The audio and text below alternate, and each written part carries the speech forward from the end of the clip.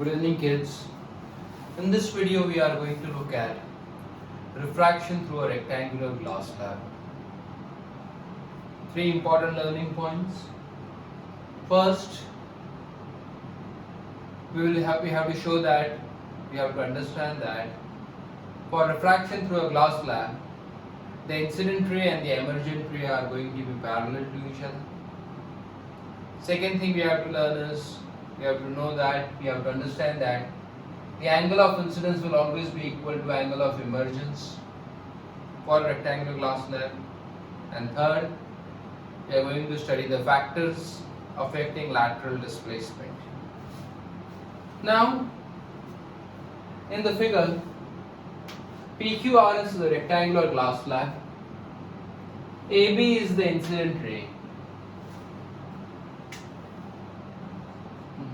N dash and N dash are the normals. For incident ray AB, angle I is the angle of incidence. Now this is air, this is glass. So the ray AB will enter from air to glass, that is from a rarer medium to denser medium. We know when light enters from a rarer medium to denser medium, it bends towards the normal. So BC is your refracted ray. This ray BC travels in glass.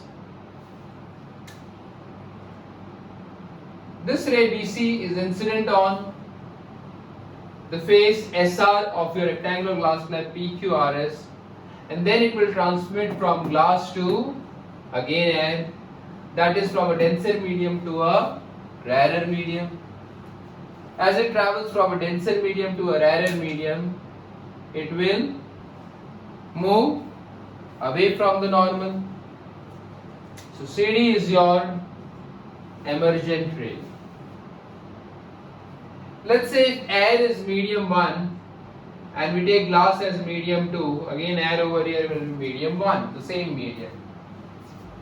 Now if I write N21, that is refractive index of 2 with respect to 1, 2 over here is glass and 1 is air.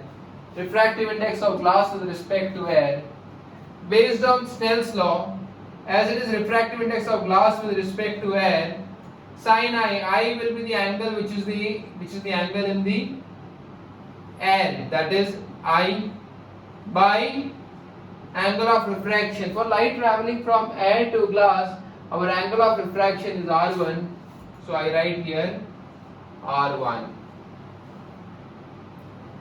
This was for the face PQ. Similarly, this is for, I can write here for face PQ. Similarly, for the face RS, we notice that light is traveling from glass to air. Now, if I write N12 now, that is refractive index of air with respect to glass for face RS, R2 will be my angle of incidence.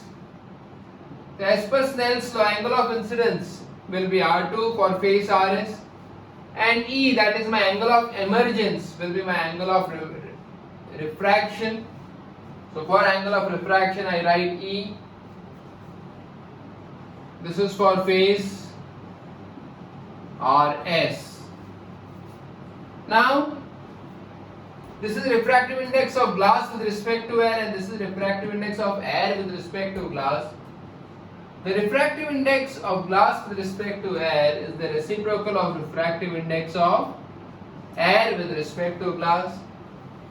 Therefore, from equation 1 we have sin of I by sin of R1 equals to 1 by refractive index of 1 with respect to 2 is sin of angle R2 by sin of angle E. This will come to the numerator, so now we have sin of angle of incidence by sin of angle R1 is equal to sine of angle of emergence by sine of angle R2. We can say R1 and R2 are equal angles. Why? Because this normal on this parallel faces PQ and RS. As they are perpendicular to PQ and RS, the normal would be parallel. If the normal is parallel, alternate angles are equal, therefore R1 equals to R2. So you can cut this because R1 and R2 are equal. Therefore we can say that sine of angle of incidence is equal to sine of angle of emergence. If sine of angle of incidence is equal to sine of angle of emergence, we can say that angle of incidence is equal to angle of emergence. Now if angle of incidence and angle of emergence are equal, we can say therefore the incident ray AB is parallel to the emergent ray CD. So till here we have studied, yes, for a rectangular glass slab the angle of incidence will be equal to angle of emergence and incident ray will be parallel to the emergent ray. Now if I extend this incident ray, what will I notice? I notice that the incident ray and the emergent ray are parallel to each other. They are parallel, but the emergent ray would be slightly displaced. Now this perpendicular distance between the incident ray and the emergent ray is called as lateral displacement.